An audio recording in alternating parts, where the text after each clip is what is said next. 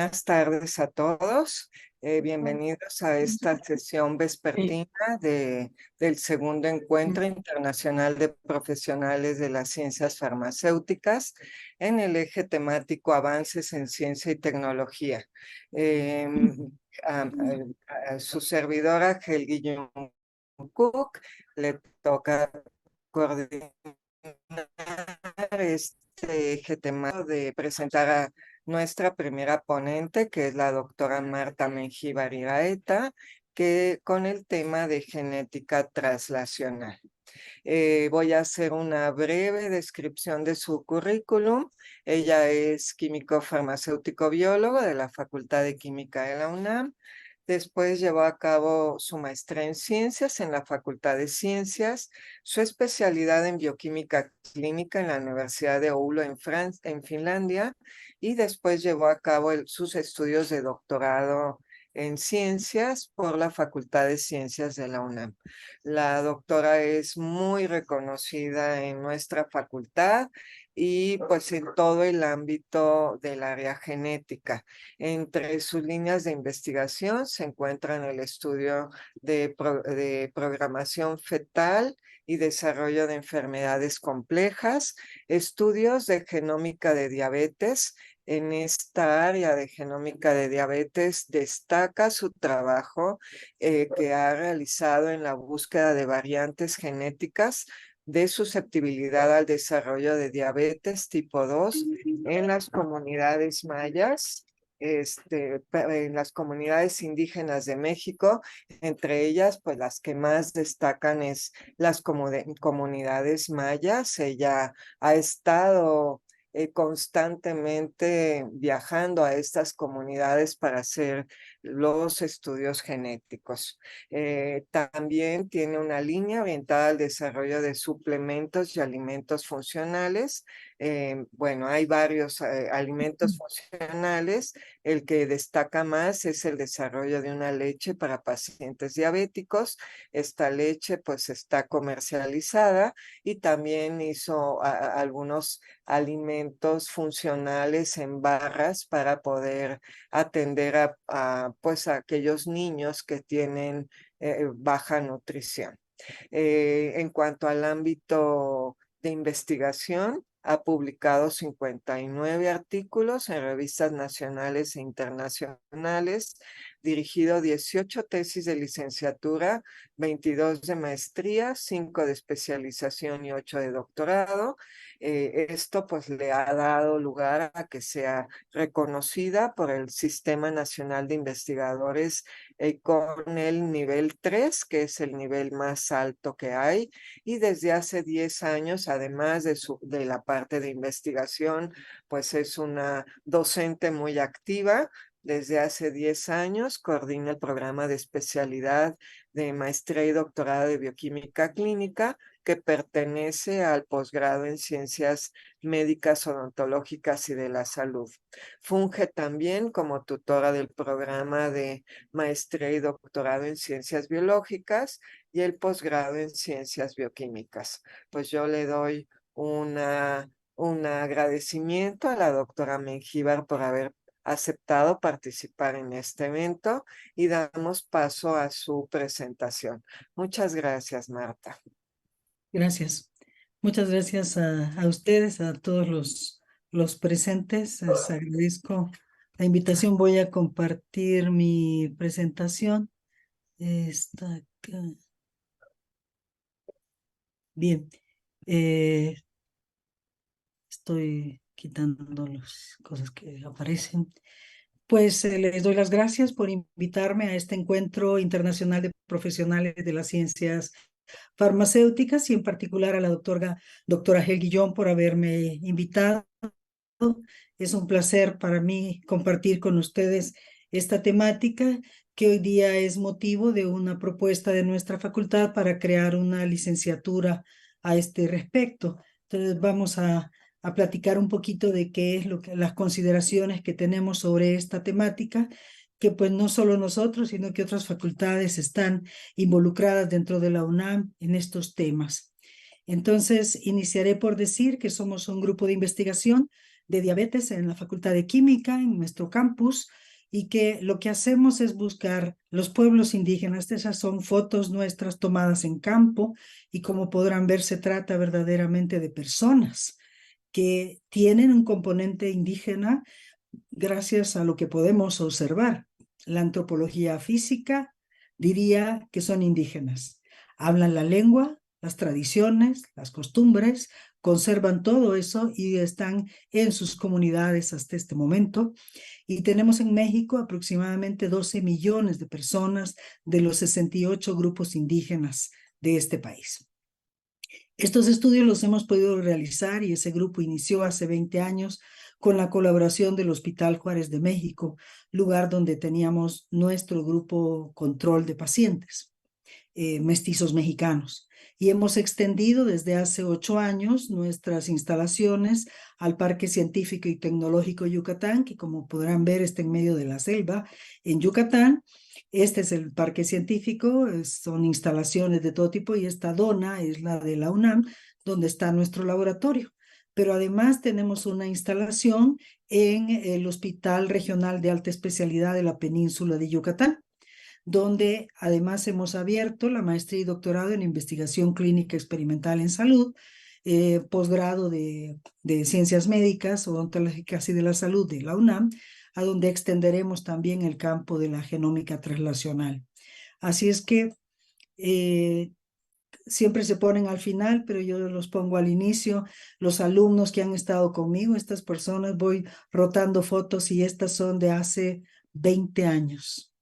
Hace 20 años que iniciamos, estuvieron todas estas personas, estos queridos alumnos con nosotros, y muchos de ellos exitosamente están trabajando en diferentes lugares y empezaron a aprender a servir a la sociedad con este tipo de propuestas.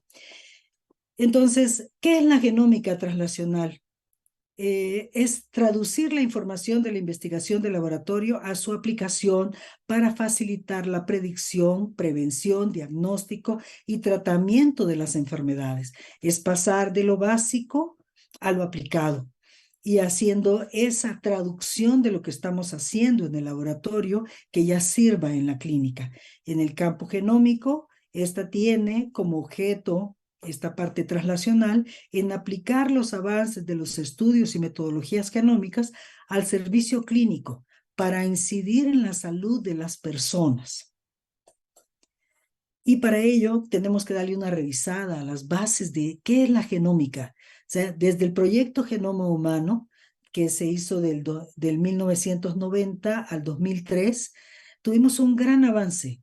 Realmente conocer cosas que no teníamos idea de cómo era nuestro cuerpo.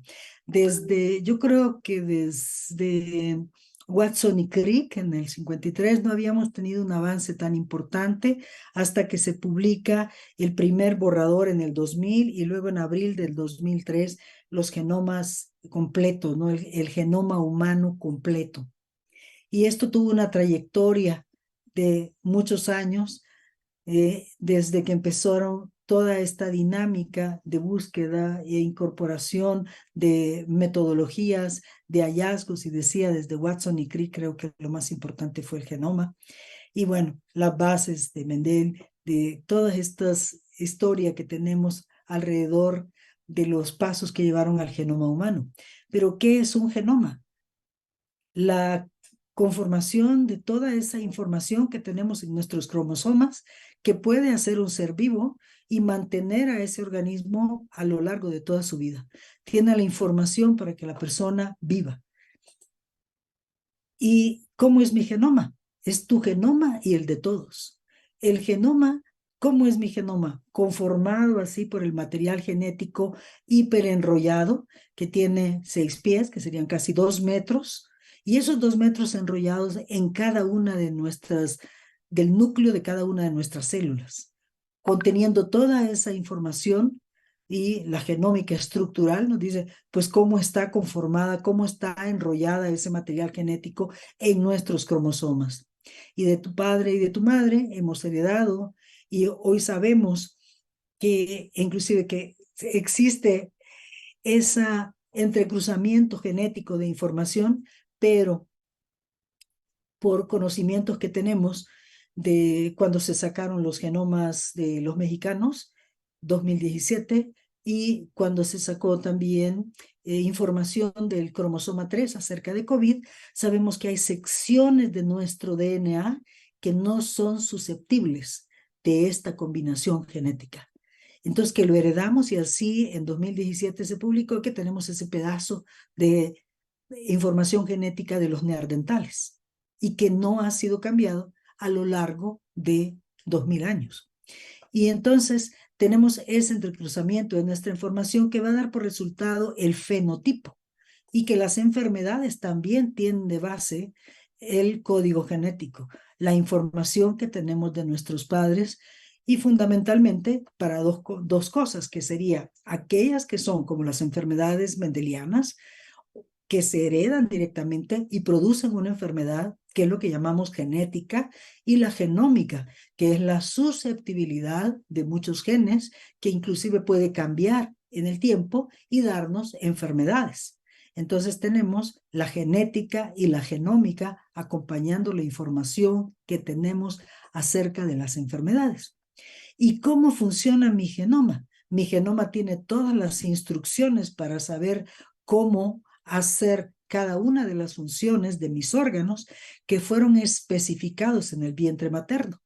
Esa especificación es que cada célula sabe lo que tiene que hacer y tiene la apertura del material genético que a cada célula le compete, de tal manera que funcionamos en todos nuestros órganos de acuerdo a una instrucción que se dio en el útero y que fue especificada para cada órgano y en cada momento de la vida, y que esto puede ir cambiando. Y en todos nosotros tenemos el conocimiento de que somos casi idénticos en 99.9, 99.7%, pero en el mundo vemos que somos muy distintos. ¿Por qué? Porque tenemos 3 millones, y si el material genético es de 3.000 millones, este porcentaje tan pequeño en el que somos diferentes, estamos hablando de como 3 millones de diferencias entre nosotros. Y obviamente nos hace distintos unos a otros y nos hace distintos de cómo reaccionamos, inclusive cómo pensamos, cómo se controla nuestro cuerpo, cómo nos gustan los alimentos y cómo procesamos los fármacos.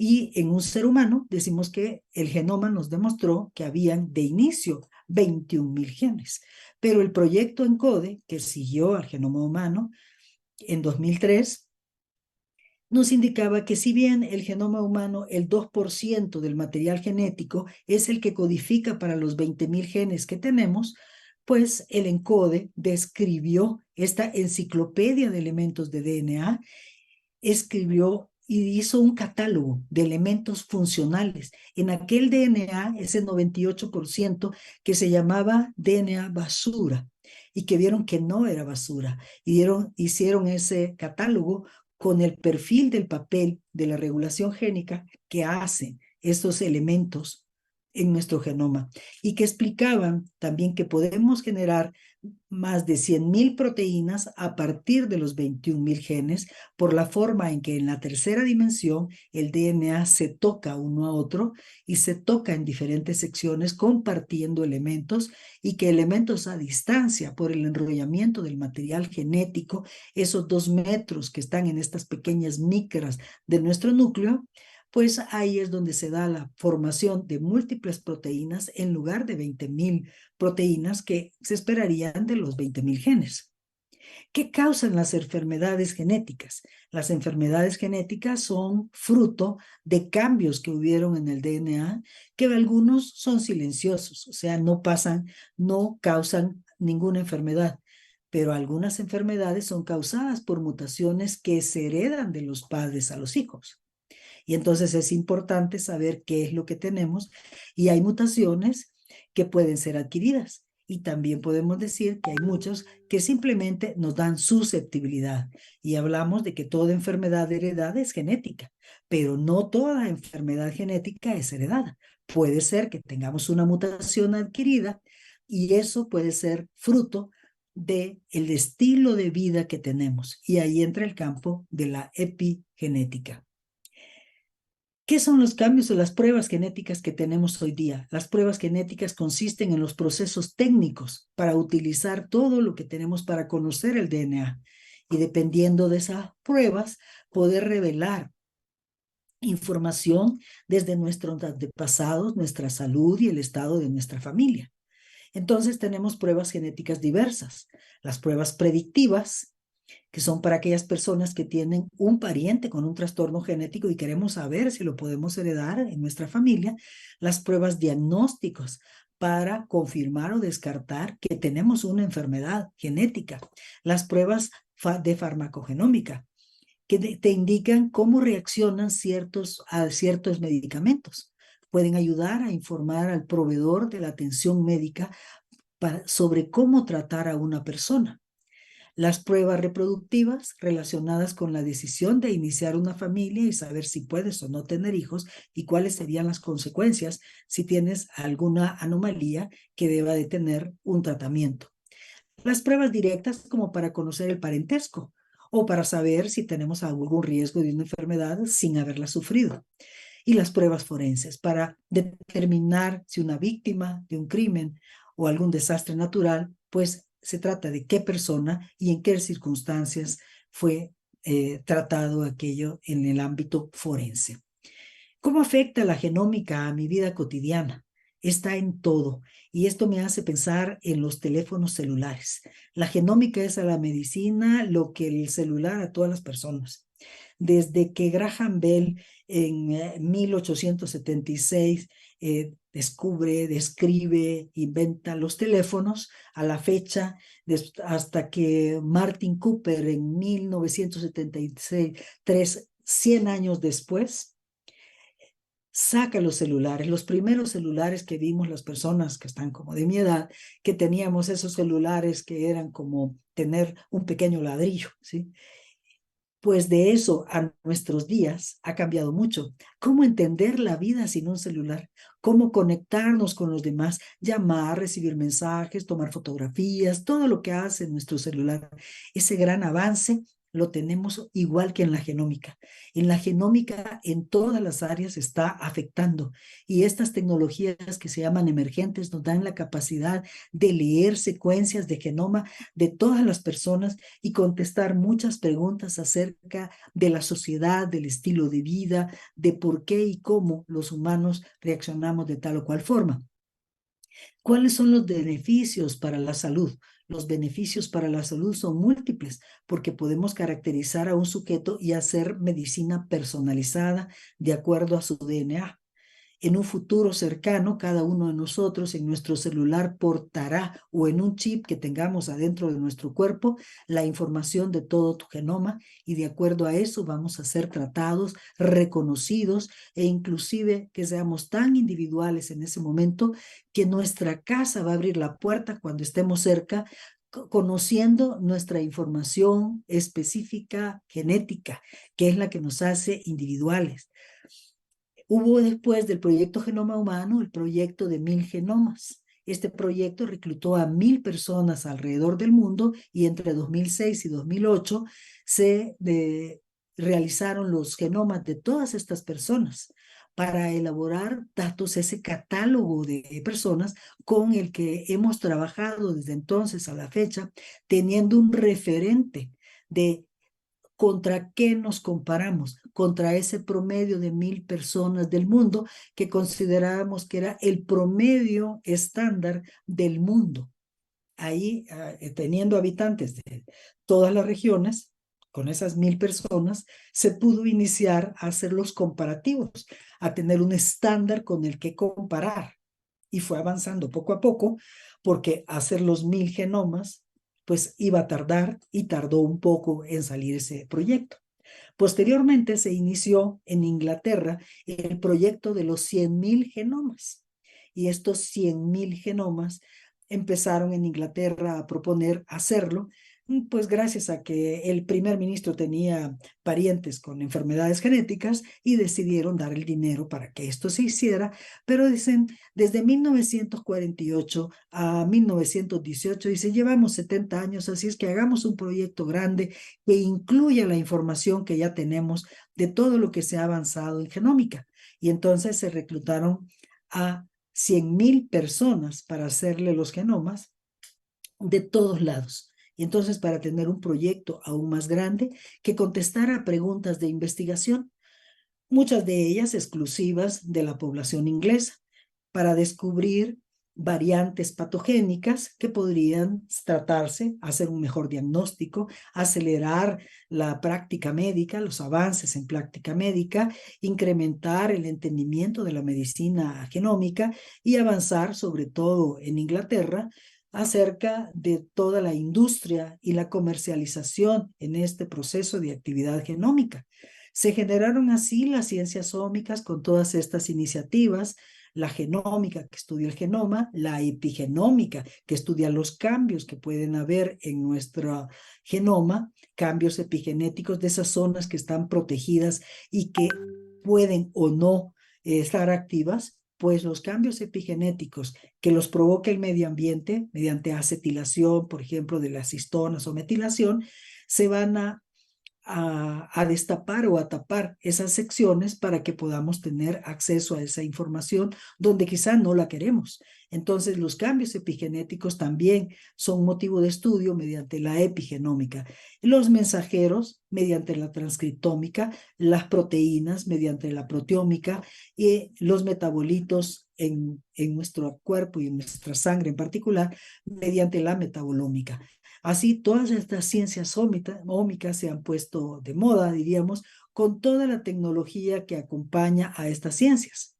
Y ha llegado a hacerse test genéticos para todo tipo de cosas mediante un simple raspado bucal que podemos enviar por correo y hacen la genómica del deporte, qué genes tenemos y que de aquello que ya conocíamos, que las personas de raza negra tienen una gran capacidad por su músculo pegado al hueso para correr grandes distancias o para ser resistentes o para correr con alta velocidad, sabemos que las personas blancas pueden flotar más y son mejores nadadores.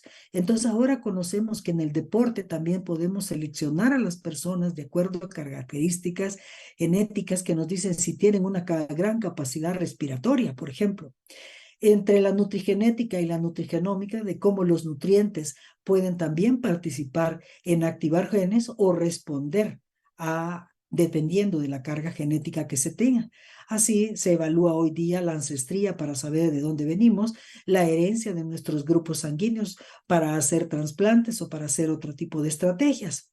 Entonces, la genómica translacional hace una investigación dirigida que toma como base el conocimiento genómico y los factores ambientales en los estudios de procesos celulares, metabólicos asociados a la enfermedad. Y da por resultado la medicina genómica, que tiene 3 puntos importantes: identificar las causas, entender por qué nos enfermamos; el diagnóstico precoz, que es anticipar, identificando biomarcadores que predigan el riesgo de una enfermedad antes de que ésta se manifieste; y el tratamiento personalizado, personalizar la terapia farmacológica y llegar con ello a beneficios, que es disminuyendo la incidencia y prevalencia de la enfermedad, un beneficio individual, disminuyendo las horas de trabajo perdido por discapacidad y adicionales al envejecimiento, un beneficio económico social, y disminuyendo el costo de la estructura sanitaria, el beneficio nacional. Así, la genómica translacional da por resultado la medicina genómica, que hace una intervención personalizada y para vivir más, pero con mejor calidad. Con esa intención se han publicado y hay muchas plataformas donde se venden microarreglos para diferentes servicios, para conocer el genoma microbiano, para conocer todo el genoma humano, genomas bacterianos, genomas fúngicos, genomas virales. Y esto ha sido muy importante y estuvo más a la mano y más presente en las noticias y en toda la información alrededor nuestro por la pandemia. Entonces, la pandemia nos demostró que había asuntos que atender que tenían que ver con eso. Y una de las enfermedades en las que se ha trabajado durante muchos años en la genómica es la diabetes, que la base de la diabetes es hiperglicemia, la glucosa elevada en ayuno, y es por definición es la enfermedad endocrina más común y caracterizada por la falla en la síntesis o la acción de la insulina, dando por resultado la hiperglicemia. Como muchas otras enfermedades, tiene factores de riesgo como base, la dieta no saludable, la inactividad física, pero también otros factores que nos acompañan en los países que todavía tenemos fallas en nuestro desarrollo: la pobreza, la inseguridad, la falta de educación, el transporte ineficiente, las largas distancias al trabajo, las comidas rápidas y de consumo rápido, la contaminación, la depresión, el estrés y hasta el amor y el desamor. Todo lo que nos pasa en nuestra vida acelera que esto suceda. Y debajo de esto, aquí tenemos nuestro árbol que viene de nuestra familia, con el componente genético de todos nosotros. El número de pobres en México se reportó este año que disminuyó en casi 5 millones de personas, pero la pobreza sigue estando. Personas que están en la línea de pobreza por ingresos, se ve que tenemos más de 40 millones en esa línea de pobreza, que les da un rezago educativo en un porcentaje muy alto, carencia de acceso a los servicios de salud, carencia de acceso a seguridad, carencia de calidad de vida en general, la vivienda, el alimento, y esto nos hace aún ahora seguir viendo pobres. Desde la independencia a la fecha parece que las situaciones no cambian, sino que parece que para algunos empeoran. Y es mucho más que la historia de un siglo de pobreza, como decía en su libro Isabel Allende. O sea, es algo doloroso ver a nuestras comunidades en esa circunstancia. En diabetes tenemos en el mundo 537 millones de personas afectadas, y este fue el último atlas de diabetes publicado en el 2021. Y vemos cómo el incremento será del 46% en el mundo. En América tendremos, en el norte de América y el Caribe, 24% de incremento. O sea que en todo el mundo va a haber un aumento de la diabetes. La predicción es que lleguemos a más de los 783 millones de personas con diabetes. Casi el 10% de la población llegará a tener diabetes. Y en México, si el Atlas hace el ajuste por edades, en México tenemos más población joven y con su promedio de 29 años. Tenemos ahora que es de los países donde está más afectado en las estimaciones por edad, por tener gente joven ya afectada con la enfermedad. La encuesta nacional de salud continua en 2022, que es la última que tenemos, nos dice que hay 12.6% de personas diagnosticadas con diabetes, no diagnosticadas el 5.8%, que esto nos da un 18.4% de personas mayores de 20 años. Pero si hacemos ajuste por la población del mundo, en China son los que hay más diabéticos, pero en una población de 1.500 millones de habitantes, si ajustamos por población, esto nos daría un 9.33, mientras que en México, en una población de casi 130 millones, los 14 millones de diabéticos nos darían como 15.38, siendo quizá hasta el máximo prevalente de diabetes en el mundo. Y entonces tenemos que la diabetes, que era en el siglo pasado de menos del 5%, ha ido subiendo en este siglo, y miren cómo vamos ya para mujeres hasta el 20%, y para ambos sexos tenemos el 18.3%. O sea, estas encuestas continuas nos han dicho que la diabetes va en aumento y que el gasto en salud mundial está siendo cada vez más elevado para atender a personas con diabetes. Y la pobreza es uno de los factores, y paradójicamente metemos más dinero porque hay más diabéticos. El síndrome metabólico es la antesala de la diabetes y conjuga varios factores. Puedes tener intolerancia a la glucosa, obesidad abdominal, estrado proinflamatorio, resistencia a la insulina, hipertensión arterial, dislipidemia, y todas estas en un concierto que nos dan por resultado el diagnóstico de síndrome metabólico. 3 de estos factores, solo 3 de ellos pueden ser suficientes para que nos diagnostiquen con síndrome metabólico. Y entenderemos que conforme avanza la edad, pues cualquier persona de edad avanzada puede tener 3 de estos factores con mucha facilidad. Y de fondo de ello está la resistencia a la insulina, que es la base que, según Rehaven, desde los años 70, 80, llega al síndrome metabólico. Si tomamos uno de estos diagramas del INEGI de nuestra población, vemos como de adultos somos aproximadamente 100 millones de habitantes, de estos 126, 130 que tenemos hoy día. El 18.4 son diabéticos, o sea, dices, tenemos como un 20% de la población diabética. Y abajo, aquellos que van a salir a diabetes, tenemos 35% de personas con el síndrome metabólico antesala de diabetes. Y en los niños tenemos un 32% de niños ya con síndrome metabólico y sabemos que son de los niños más obesos del mundo. ¿Qué otra causa tiene la diabetes? Pues la obesidad y la falta de actividad. En México, los datos de prevalencia de obesidad, sobrepeso en escolares y en jóvenes nos dan estos datos. Como podemos ver, no ha podido contenerse el incremento desde el ENSANUD 2006 a la 2022 de los niños de 5 a 11 años. Hay una elevación de los niños con estas características de sobrepeso, obesidad, pero aún en los jóvenes de 12 a 18 años esto es igual de dramático, llegando a 41% en la 2022. Esto nos indica que pese a que las autoridades han intentado hacer algo para contener esta epidemia, es imposible detener hasta el momento la obesidad.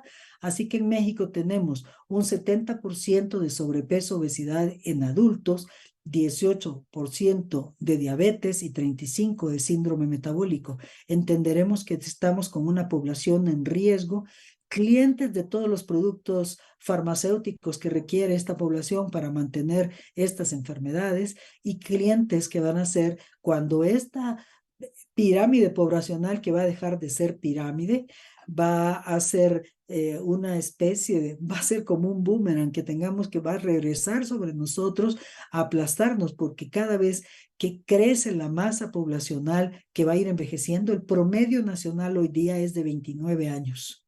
Imaginemos qué va a pasar cuando el promedio de esta masa poblacional sea de 50 o de 60 años. Todas estas enfermedades, todo esto que está de fondo va a aparecer de manera grave presentándose en nuestros hospitales como lo vimos en la pandemia. Y la masa poblacional de niños va para abajo. Cada día será menos y será más difícil sostener la vida y los hospitales y hasta las jubilaciones de todas esas personas. ¿Qué tenemos en estas enfermedades no transmitibles como enfermedades complejas? Una población en situación de pobreza, que de arriba a abajo en el país va lo rojo es lo más pobre y lo rosita es lo menos pobre. Entonces tenemos una pobreza que es de tipo transgeneracional.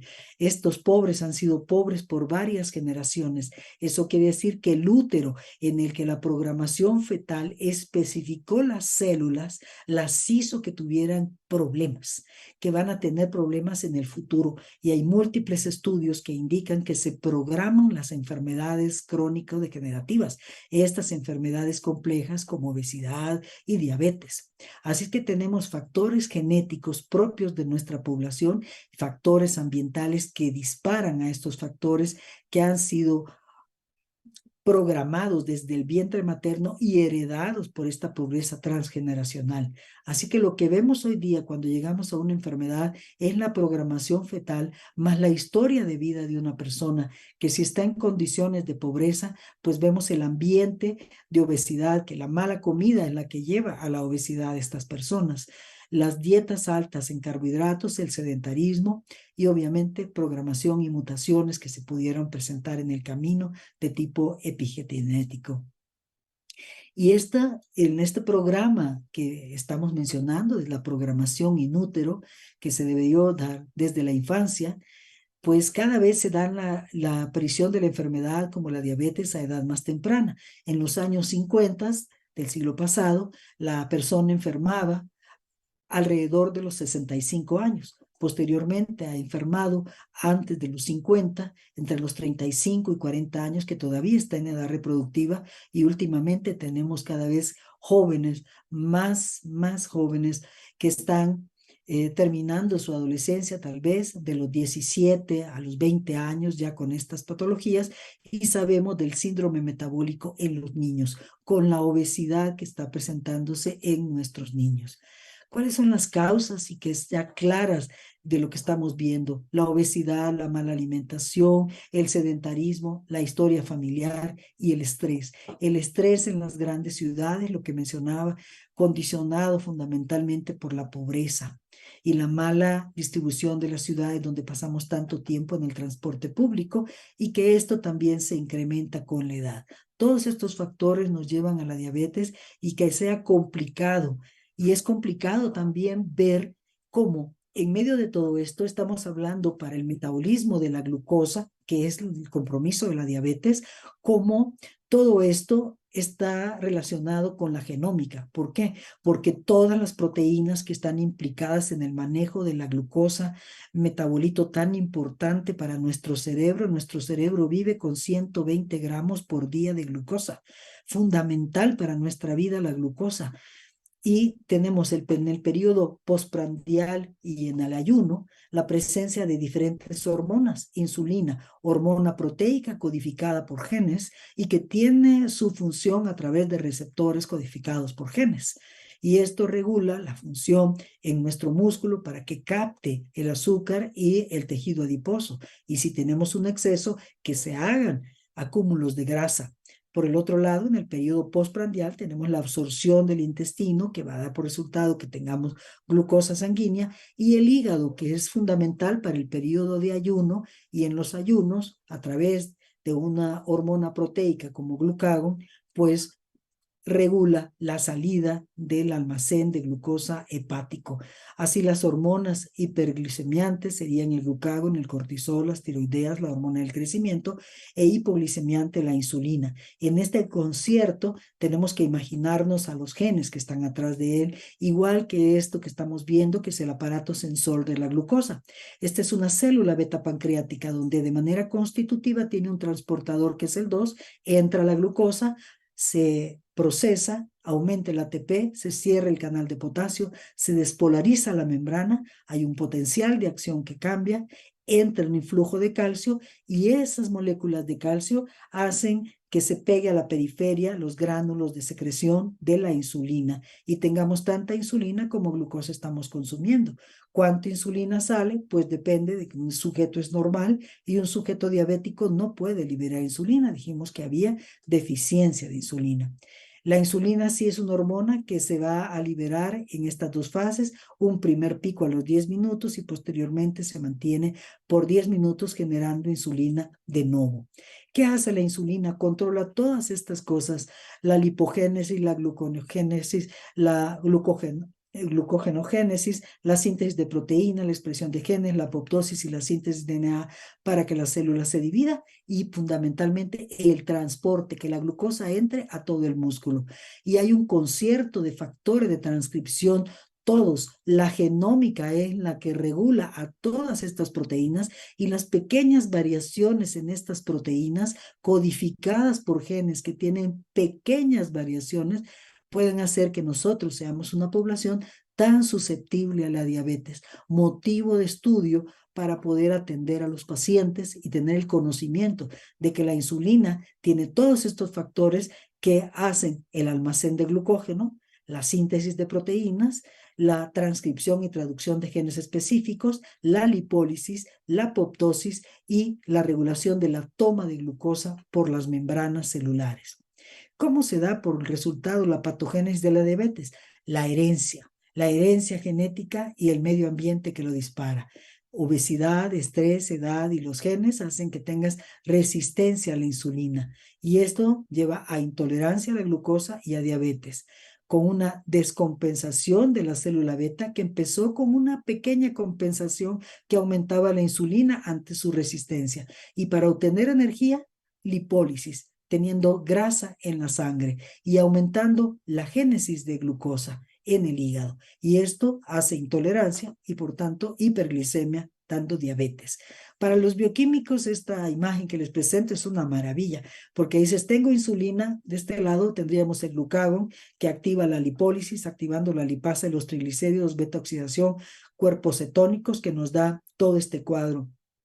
Ácidos grasos en sangre que complican la toma de la glucosa, que está perdida gracias a que tenemos deficiencia o resistencia de la insulina y tenemos la lisis del almacén de glucógeno aumentando la glucosa en nuestra sangre.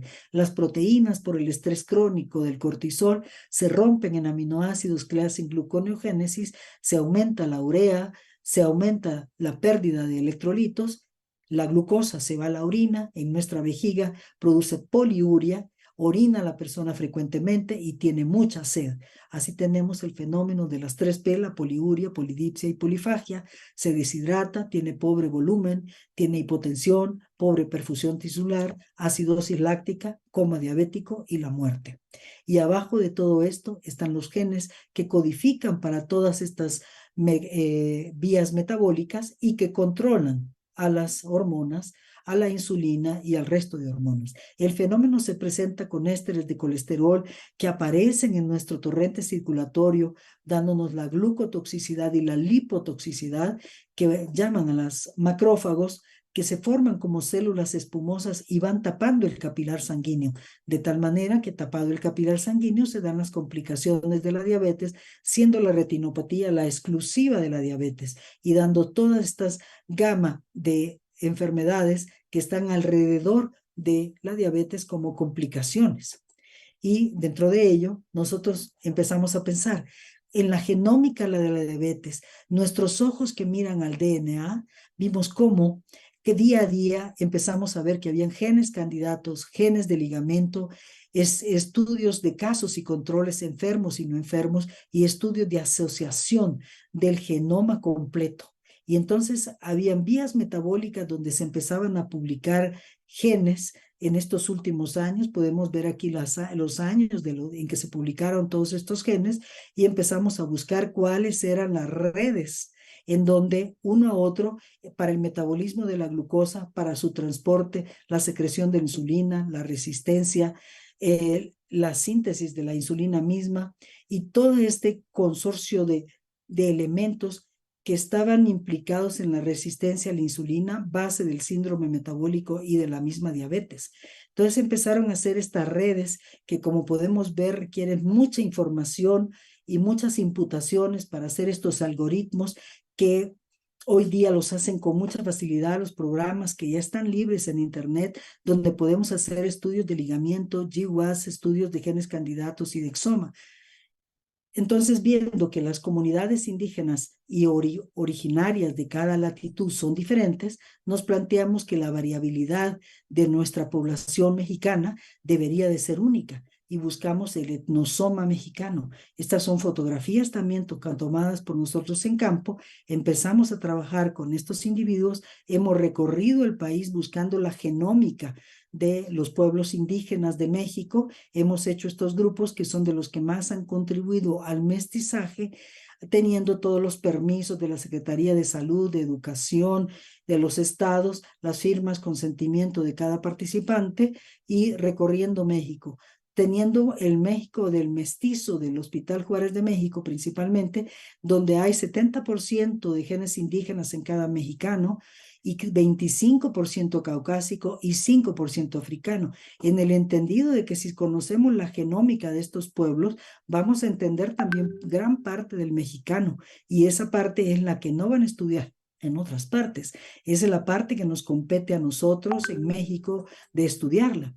Así es que acudimos a los pueblos, seleccionamos a las poblaciones, hemos recorrido por más de 20 años estos grupos poblacionales, explicándoles, tomando muestras en donde sea posible, tomando las medidas antropométricas, con todos los permisos. Nos asociamos con el hospital justamente para poder tener el Hospital Juárez y ahora el Hospital Regional de Alta Especialidad en Yucatán para recorrer estos lugares. Esta es la zona Huichol, en donde acudimos gracias a la Secretaría de Salud que nos apoyó, ponemos nuestros lugares, tomamos las muestras, llevamos traductores, hablamos con los representantes indígenas, nos firman su consentimiento y donde podemos nos acomodamos con nuestro equipo, buscamos extensiones larguísimas para poder conectar la centrífuga y separar el paquete celular del plasma sanguíneo.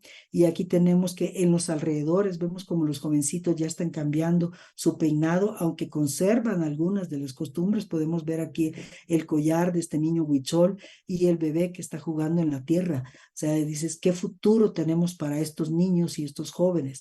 La antropología física, les digo, que nos dice que se trata de comunidades indígenas que todavía conservan esa pureza. Nos han firmado y algunos de ellos es penoso ver estos jóvenes que no saben leer y escribir y trabajan en el campo.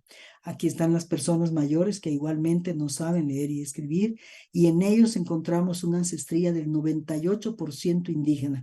La parte roja es lo indígena y el azul es lo caucásico español de hace 500 años.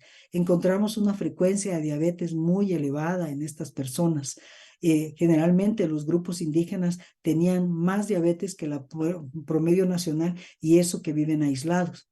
Por técnicas de evaluación de discriminación alélica, pudimos ver cuáles eran homocigotos, heterocigotos para un alelo, para otro, o si tenían los dos de mamá y papá.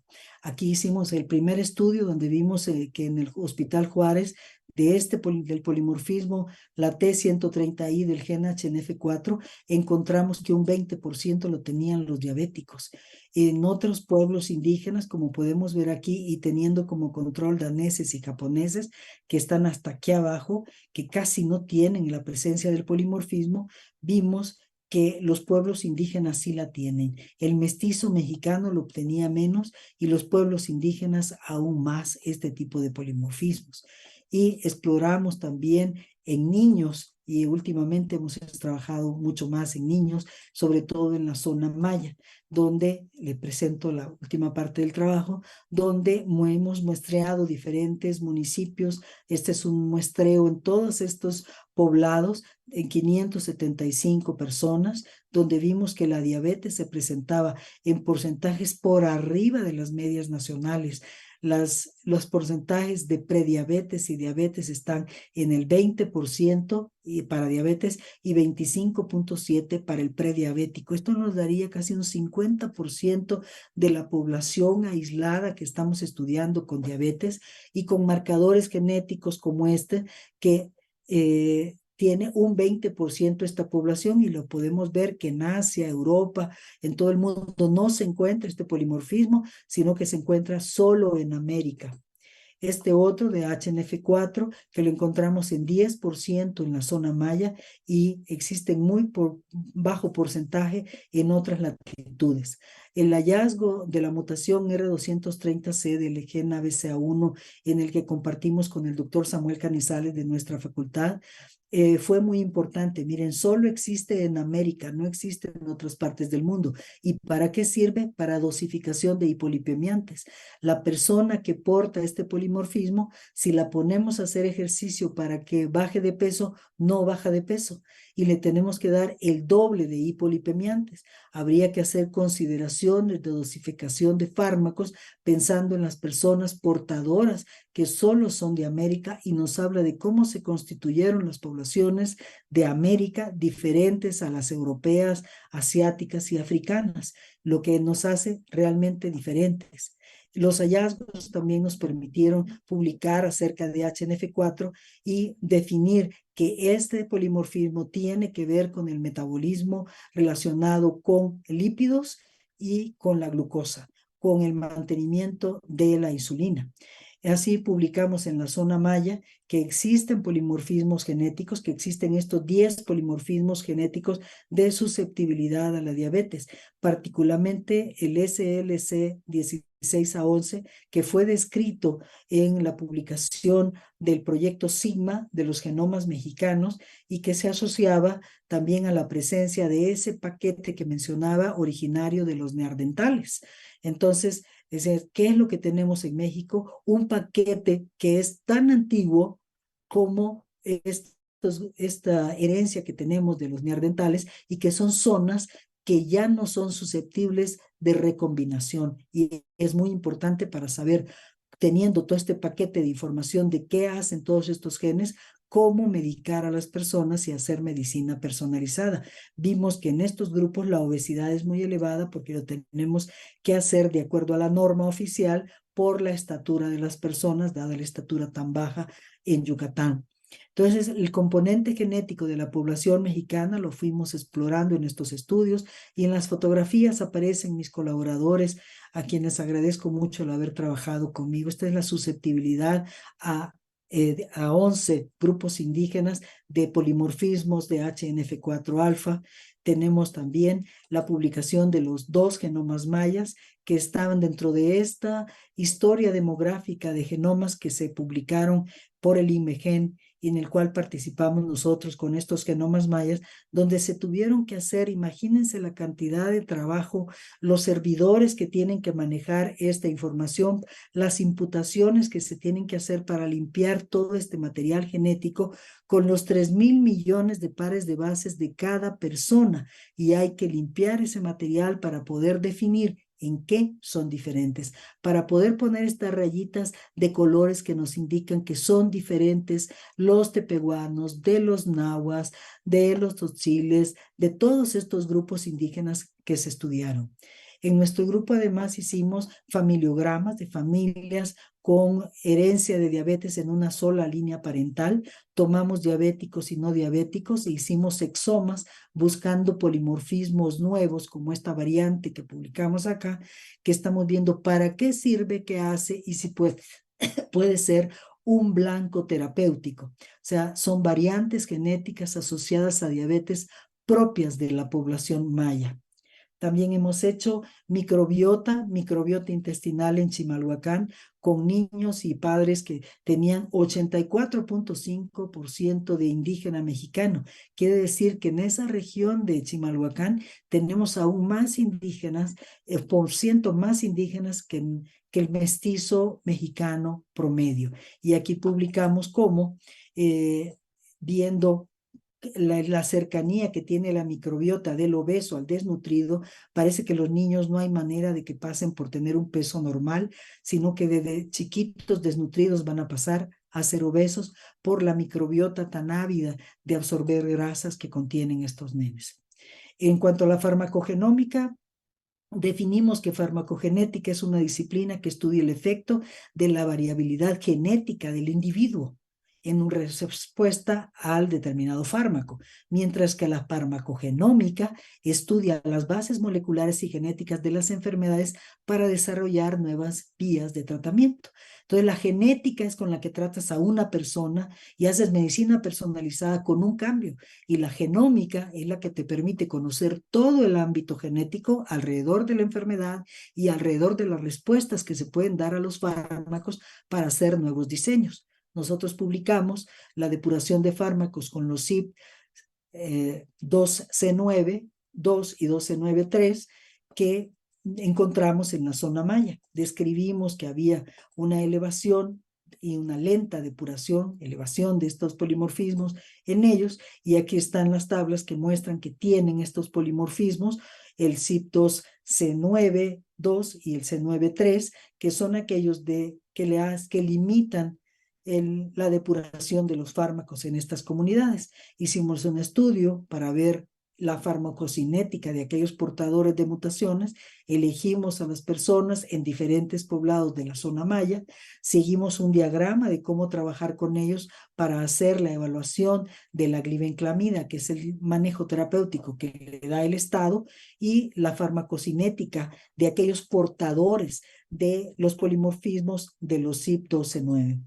Y con ello tuvimos una población seleccionada que vemos que tiene descontrol metabólico para la glucosa. O sea, estas personas nos referían que se sentían mal cuando tomaban la glibenclamida, y vimos que ciertamente cuando hicimos la primera evaluación, la mayor parte de las personas no tenía el medicamento en sangre. Algunos tenían un poquito de medicamento, pero esto era compatible con las reacciones adversas que estas personas reportaban.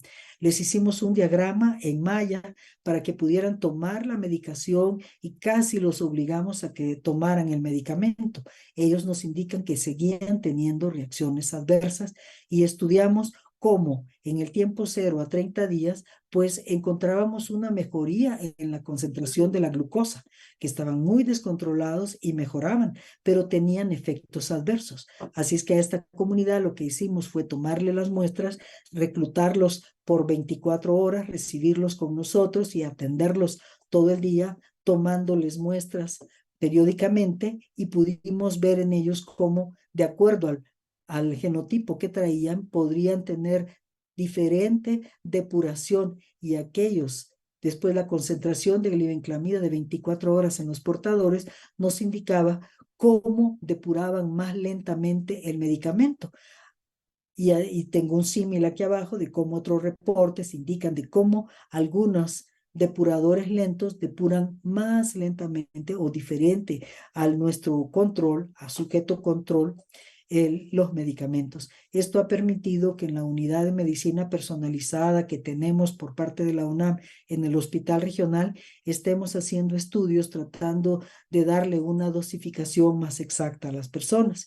Con eso nos hemos puesto a pensar que si la población de Yucatán tiene tal elevación en la frecuencia de diabetes en el estado, hicimos un estudio en 3 fases donde estamos siguiendo 94 pacientes diabéticos que tienen reacciones adversas y que los seguimos en estas diferentes fases haciendo estudios de exoma, buscando polimorfismos nuevos, haciendo un arreglo que es el Precision Medicine Diversity Arrays. Este arreglo lo que hace es buscar dentro de esta, dándonos todas estas posibilidades, hace un GWAS de 800,000 y hace dentro de la farmacogenómica, hace 5,000, evalúa 5,000 polimorfismos relacionados con el metabolismo de los fármacos.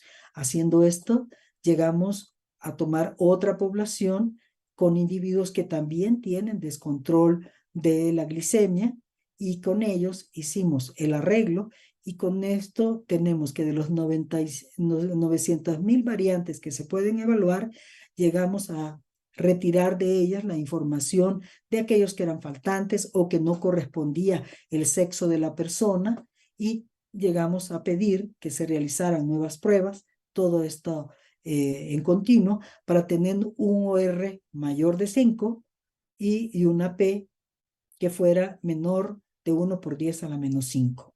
Y también se evaluaron buscando los CIPs, ¿no? Los citocromos asociados. Entonces, en la selección de variantes usando el arreglo, partimos de 546 variantes después de la primera limpieza con esta P, después con el OR mayor de 5, o sea, la posibilidad, el riesgo que tenía de 5 veces la enfermedad o 5 veces las fallas en la depuración, 373 variantes, y finalmente que tuvieran las dos cosas, la P y el OR, tenemos 13 variantes nuevas y 54 de los CIP para hacer el estudio. Con eso hemos escogido estas 4 variantes y que vemos que si lo metemos a este programa que evalúa fenotipos, sí está relacionado con microalbuminuria, neuropatía, microalbuminuria, retinopatía diabética. Y esto nos da la pauta para seguir analizando con estos otros programas que nos indican que estos polimorfismos, por ejemplo, el primero está relacionado con enfermedad crónica renal en pacientes con diabetes tipo 2. Y usando estas plataformas hemos podido describir que los nuevos polimorfismos que estamos encontrando sí se relacionan con la diabetes. Y en esta es la corte de validación donde estamos evaluando estos descontrolados con glicemia, estamos evaluando que no depuran bien los medicamentos. Entonces, la finalidad es seguir evaluando y aplicando la genómica, haciendo genómica translacional, que la búsqueda y hallazgo de estos cambios genéticos nos lleven a una mejoría en el manejo terapéutico de los pacientes diabéticos, que el conocimiento del genoma nos dé bases para saber de manera estructural cómo están estas variantes genéticas en las secuencias de las diferentes proteínas, que permitan idear manejos terapéuticos, tanto de dosificación como el diseño de nuevas moléculas y biomarcadores, y también el diseño de los suplementos que estamos nosotros fabricando, que muevan la expresión génica y protejan sobre todo a nuestros niños del desarrollo del síndrome metabólico, porque tenemos una presión arterial elevada en niños del 42% de los niños mayas que hemos evaluado, y ya llevamos evaluados más de 1,000 niños. Entonces, realmente tenemos problemas de salud que la genómica puede ayudar a responder o a resolver en parte gracias a la genómica translacional, y el conocimiento así del genoma humano nos ha proporcionado esa posibilidad. Finalmente, como decía Winston Churchill, no sé si estamos al principio del final de este conocimiento de la genómica o al final del principio. O sea, no sabemos dónde estamos todavía, pero esperamos que pueda servir lo que nosotros con tanto trabajo estamos realizando. Entonces le doy las gracias a mi equipo de trabajo, mis colaboradores, a los estados, los municipios que trabajan con nosotros, y a mis 2 perritos que siempre me esperaron en casa. Muchas gracias. Muchas gracias, doctora Marta Mengíbar. Muy interesante la plática, que nos da una idea de estas diferencias genómicas en la población mexicana, y las necesidades de búsqueda de, pues, de medicina personalizada para estas poblaciones indígenas que tienen pues diferencias con otras poblaciones. No sé, yo tengo muchas preguntas, pero nomás soy la coordinadora.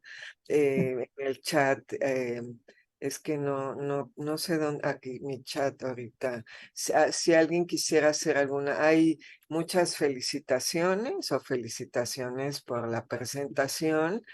No veo preguntas. La doctora Rosa del Carmen felicita por la presentación, el doctor José Hernández de la misma manera, y yo, pues, como no hay preguntas, tampoco tenemos mucho tiempo, solo voy a hacer 2 preguntas. Una que me preocupó, que fue el inicio de la plática, en donde comentabas que después vamos a tener un chip, y que con ese chip que tiene nuestro genoma, pues podríamos hacer muchas cosas.